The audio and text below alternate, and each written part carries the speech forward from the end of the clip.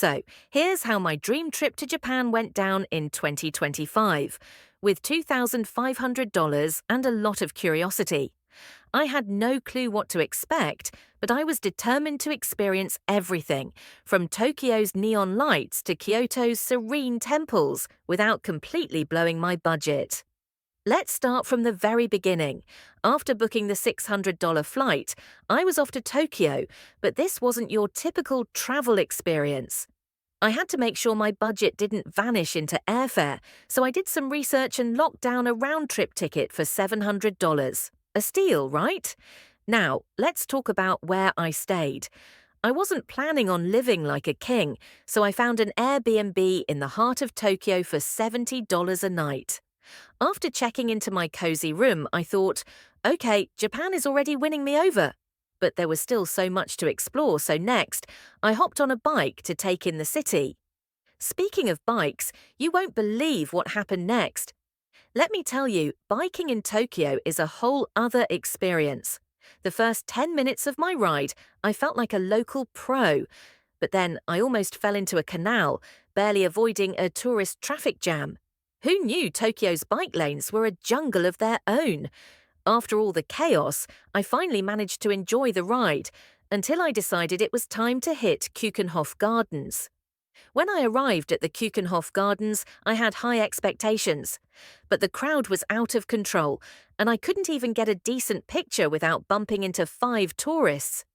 Here's the twist. I found a hidden tulip farm outside the park for just $5, where I picked my own tulips, and it was pure bliss. It was the ultimate peaceful escape, no crowds, no rush. Next up, I had to do something I couldn't miss, a real sushi experience. I went straight to Tsukiji Fish Market, looking to taste the freshest sushi ever. I sat down at a small place, and they handed me a piece of tuna. I was expecting good, but this was life-changing. My budget was still holding up, so I took a dive into more sushi and tried some unusual bites like sea urchin and squid. But here's where things got interesting. The squid I was served was still moving.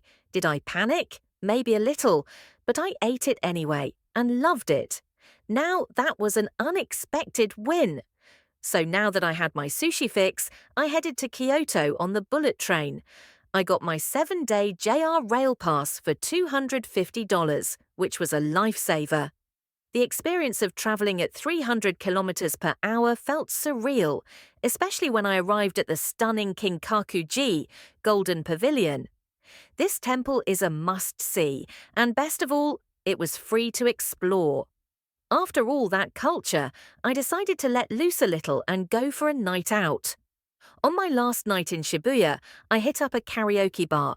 Now, I wasn't expecting much, but after a few drinks, and maybe too much sake, I found myself singing Bohemian Rhapsody and I Will Survive like I was on a world tour. Surprise of the night? I ended up dancing on the table and no one even stopped me. I was definitely feeling like a local. But then, it was time to wrap up and think about the cost of everything. After an action-packed 7 days, here's the budget breakdown. Flights, $700. Accommodation, $490. Food, $150. Transportation, JR Rail Pass and Metro, $300. Activities, $200. Travel insurance, $100. Miscellaneous, $140. Total cost, $1,850. By the end of my trip, I spent about $1,850, slightly over my original $1,500 budget, but it was so worth it. Japan surprised me at every turn, from the unexpected tulip farm to sushi experiences I'll never forget. The secret? Staying flexible and finding those little hidden gems. Pro tip: if you're planning a trip to Japan, don't overplan.